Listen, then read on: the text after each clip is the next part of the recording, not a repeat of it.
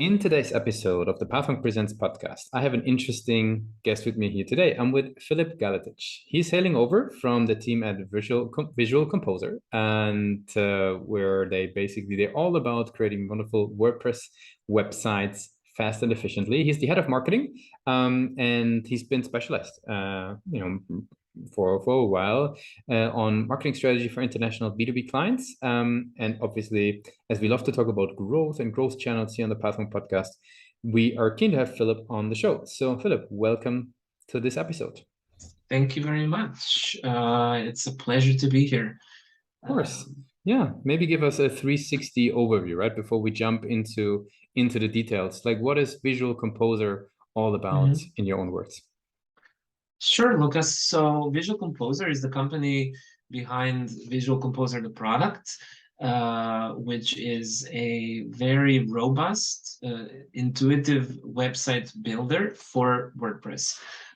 So we provide a full-blown website builder tool that is, of course, based in WordPress, as I just said, and allows anyone really to build a beautiful, fast website using our drag and drop editor, no matter how advanced they are in terms of their web development skills. And we are also known for WP Bakery, which was one of the first page builders ever for WordPress that really started the whole website builder era. So we're kind of also known for that. But our new Visual Composer, now already several years old, but for us it's relatively still new, is our main focus right now. So that's our main focus. It's a React.js based website builder. Compared to other builders out there, I'm not going to name names, but our technology is the most advanced. So we don't use things like short codes. And yeah, I can tell you a lot more, but means, I mean, go ahead and ask me. Sure, Sorry, no, that gives good. I got a No, little that bit, gives us a quick overview. So maybe yeah. tell us a little bit, who's typically using the product? Is it, enterprises, is it small, medium businesses, is it private people? Maybe tell us who is sort of, the sweet spot user Sure. of Visual Composer. Well, I mean, the tool is very versatile. So, as I said, you can be a beginner who's never built a website in their whole life and still get started. Um, while on the other hand, if you're a veteran developer, you can greatly still, speed up your workflow. We also work with a lot of agencies that have a higher volume need for websites, for website building, and usually buy a larger amount of licenses of Visual Composer. With that said, we are mostly focused. I mean, anybody is welcome. We do have a lot of customers that are direct business owners that maybe want to build a website on their own, but we are really focused on helping professionals that use Visual Composer and that sell websites for a living, basically. So that's our main focus. A majority of our customers are from that segment or segments, because we kind of see that as a dual. We see that as a dual segment, let's say, where we work with individuals who are freelancers that maybe sometimes are not even trained in website development, but deliver websites together with other services. So maybe they're marketers or web designers, uh, even content creators, content managers. While on the other hand, we have larger teams, typically anything from 2 to 15 or up to 20 even, people in the team who have a higher volume need for licenses and use some of our more advanced features, actually. So they're the ones that we try to help the most, and that we are focusing our marketing strategy on at the moment. Yeah, you mentioned the marketing strategy. How do these, folks learn about Visual Composer? Sure. Like, what's the journey like? What are the client acquisition channels that you are excited about leveraging the most? Well, I'm happy to say that organic is our primary way of getting users. We're not, completely new on the block. We've been around a couple of years, and all the investment um, in our own website, in our content, has been paying off in that sense. It's only from this year that we're kind of approaching it in a full strategic way when it comes to growth marketing in a more persona-led way. So we hope to even get more out of organic over the next couple of years. But yeah, currently it's already the top channel. Apart from that, we come from a very crowded, to be honest, and a very competitive niche or vertical. There's a lot of website builders in WordPress alone, but then when you zoom out, we also we also compete with products like like Wix, like Squarespace, and so on. So we have to take that into account. And here we do see the value of quick wins of paid search as well. So that features as well, because we sometimes just have to kind of pay our way through to rise above the rest. But yeah, organic is good. And earlier in the journeys, we do see also importance of things like social ads, organic social even. But very interestingly, we do have a dark funnel as well. So because we're a WordPress plugin, we have a whole big part of our funnel coming from the WordPress plugin directory, and we actually have zero insight on what happens there. We cannot identify any users, so that's a very interesting challenge to work around, to be honest. But that is exactly why we're focused on what we can control, and that is conversions via our website. And yeah, we try to get the most out of email nurturing as well. Mhm. Apart from that, yeah. You mentioned conversions on the website there. Like, what do you consider? Have you been, playing around with what the call to actions are? Have you been, because obviously, somebody joining into the product also is a little bit of a commitment for them to getting started. Like, how do you think about the conversion goal? What role does it play, and how do you like to position it on the page? Well, we have a kind of a handful of main conversion points that we track. Actually, until we moved to one tool this year, I'm just gonna say it, it's HubSpot. Mhm. We actually weren't able to track the full freemium funnel before on the level of a user. We've started doing that, and we have certain kind of key events there that we're tracking. But on a high level, we have signups for the freemium version, and then of course purchases. We are just now beginning to really like dedicate enough time to conversion rate optimization. I went into the company with a strategy, but also with the goal, after learning how things are working, with the goal of kind of creating more specialization within the team. So actually, we are still lacking that CRO specialist to really just run that part day to day. We've been doing it in a team fashion, and we're now finalizing that kind of endeavor of hiring somebody for that role. So I think that's gonna be featured a lot more in starting from the near future, actually. Yeah, But yeah, we do run multiple, although not too extensive, A/B tests, and that usually, helps us improve incrementally. But yeah, unfortunately, nobody is like really just dedicated to that yet. Yeah, definitely so change. everybody who is listening in, because we got a lot of people on the listening who are interested in conversions and optimizations, Sure. head over to visualcomposer.com and see what the guys have to offer. So Yeah, cool. Now we talked about the product, we talked about what you guys are doing, we talked about growth a little bit. Now would love to learn a little bit about yourself and your journey as a sure. marketer. There is so much content out there for marketers, right? You could Mhm. read all day long. There is blog posts and communities and what have you. Where do you personally like to learn? Like, where do you find value? What's your go-to places to keep educating yourself? Mhm.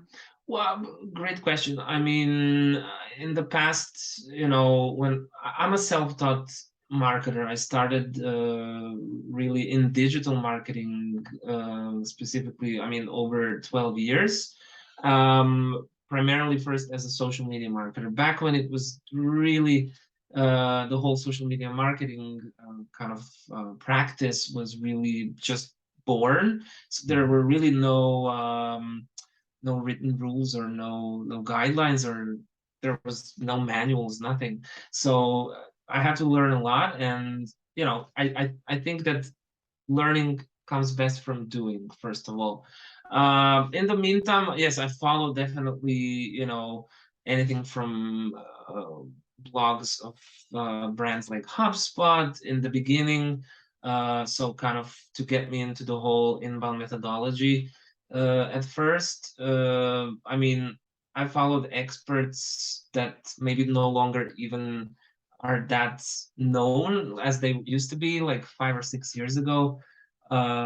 Like for example, Neil Patel, right? I mean, he's still a kind of a household name, but things have changed over the years. Where I go to for learning these days, I mean, I really like already learn a lot day to day nowadays. Mhm. But I rely on the algorithm. So on LinkedIn, I love following people that you know that kind of continuously pop up in my feed and share their. I mean, I'm not.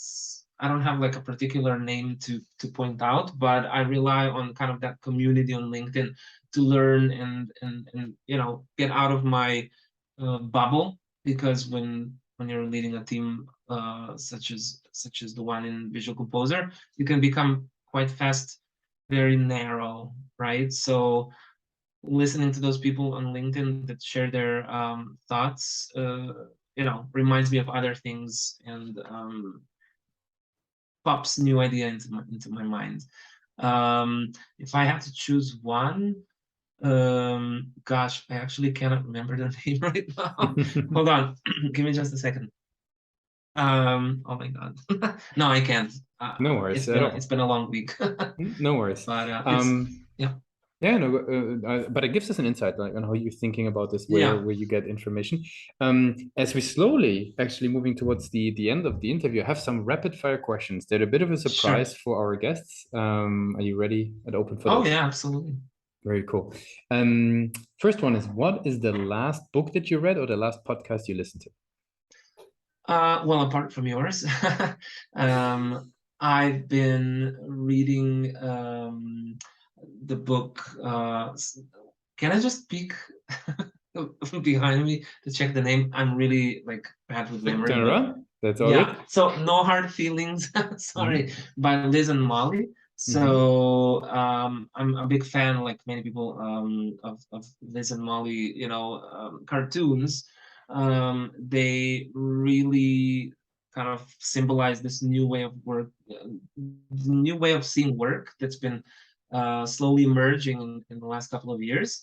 And I love it because they really try to advocate for, you know, um, yeah, definitely work is delivery of the work is important, but then it's important that we also leave space for self-care, for managing our emotions in like a productive way when it comes to work. And you know, they're like one of the people that I see really, yeah, advocates. That's the best word for um, this approach to work, where maybe we need to slow down a little bit, but that actually has that actually has a benefit long term, because it's so easy to burn out when you're even excited about your work, when you love your work, maybe even more than in those unfortunate situations when you don't like your work. Yeah. So they generally, whenever I see their cartoons, they always remind me to sort of to just like enjoy the moment and enjoy that work, not always just obsess about the to-do list. And yeah, I That's a think great that aspect. that book is a real nice collection of their thinking around these topics. So that's the Mhm. one that I've almost finished it. I don't get that much time to read, but it's nearing its end. And yeah, the other, may I add another book? Yeah. So the other book that's really recently like changed the way that I view team management is turn this ship around. And it really it's a book that really kind of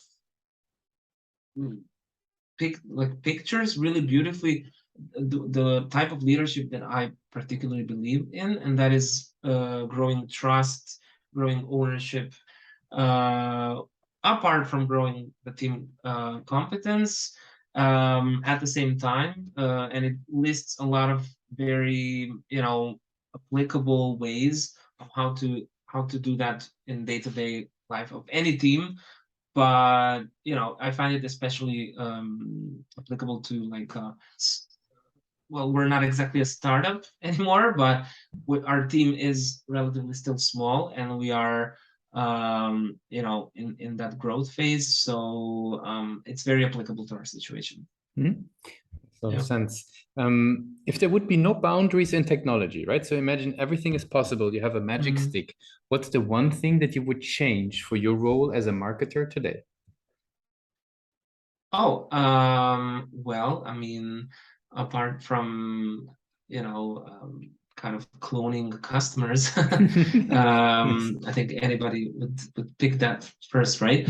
But yeah, I mean, I think I think that's an interesting question. I don't have a very quick answer, but you know, things that remove that allow us to understand each other, maybe as a team, better. That's always something that that I would be a fan of. You Mhm. know, working as a fully remote team, it's not always easy to understand each other, and sometimes things get misconstrued, and like something in that area might allow us to work better as teams in general. But I think nowadays it's really fascinating how how things that were super hard maybe 10 years ago are a lot easier to do. Just starting with that, working Mhm. from home, collaborating from completely different countries and so on. So it's really hard to wish for more at this point. Very cool. Very last question. If today would be your very first day joining Visual Composer, what's the one advice you would give yourself? Oh, well, I mean, that's easy. It's nothing that revolutionary, because I kind of just joined as well 7 months Mhm. ago. Mhm. So it's maybe a little bit premature, but I always think, and I always, have a dialogue with myself, that starting to plan things even earlier, and writing things down, um, and communicating about it with the team earlier and getting their inputs is a good thing. So we have short, let's say, short kind of cycles when it comes to our marketing strategy of only around 3 months. And I would love to give myself a tip to be even more agile when it comes to planning the following cycles. But on the other hand, I'm absolutely, compassionate with myself. It's the first year, so we're really just getting into the swing of this kind of iterative process, Mhm. and I'm sure I'll get there. So, Very you cool. know, Very nice. As we approaching now the end of the interview, and I really appreciate your time, Filip, to share about the world of Visual Composer, but also your own journey. And as a marketer, I want to give you the very last word. If somebody would be forgetting all that we discussed about Visual Composer today, what's the one thing that they should remember?